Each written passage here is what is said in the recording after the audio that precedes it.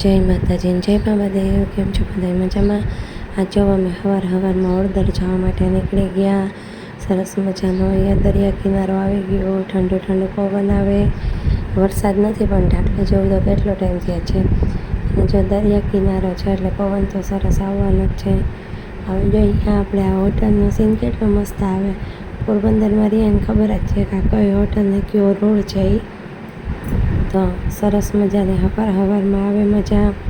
અને આ જે આપણે પોરબંદરનું જન્નત કહેવાય તો એ સીન કેટલો મસ્ત આવે. આમ એટલો સિનરી અમે ને પોરબંદરમાં આ સીન જોવાય એટલે બધા એમ કે હાલો ભાઈ જન્નત આવી ગઈ.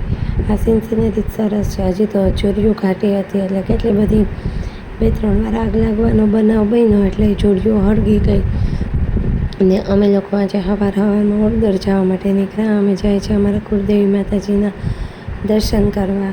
તો આ જે સવારનો સીન છે એ બહુ મસ્ત છે. નોર્મલી આપણે બપોર પછી કે ક્યાંક બહાર જતા હોય પણ સવારમાં એકદમ સરસ મજા આવે છે.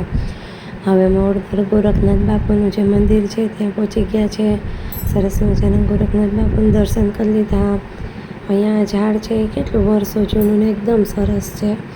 અને વર્ષો જૂની આ જગ્યા છે એટલે આ મંદિરને બધું એકદમ મસ્ત છે. ત્યાં આવે મજા. પછી આપણે આ કાળવા ઓળેદરાનું પુતળું છે. પછી અહીંયા બાજુમાં ગોરખનાથ બાપુનો જે ધૂણો ચાલુ હોય એ છે. હવે અમે અહીંયા દર્શન કરીને 77 પહોંચી ગયા. તો આ છે અમારા કુળદેવી 77ના દર્શન કર્યા. આ મંદિરમાં મંગળવાર હતો એટલે ભીડ બહુ હતી. ત્યાં કેટલા બધા પઠાપીર બાપા, 77માં મામાદેવ અને બીજા ઘણા બધા અલગ અલગ માતાજીઓ છે. માતાજીના ફરા છે ત્યાં બધીના નામ જ લખેલા છે. તો બધા એને દર્શન કરીને એકદમ મજા આવી ગઈ ભાઈ. આ તો સવારમાં માતાજીના દર્શન થઈ ગયા. એનાથી વિશેષ આપણે બીજું શું જોઈએ.